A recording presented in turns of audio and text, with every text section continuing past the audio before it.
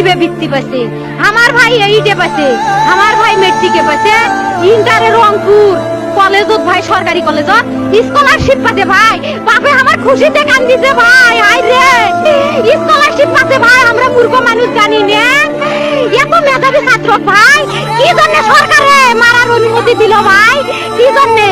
আমার ভাই রুকিয়া varsity English subject নিয়ে অনার্স করলো ভাই, 4 বছর হয়েছে ভাই।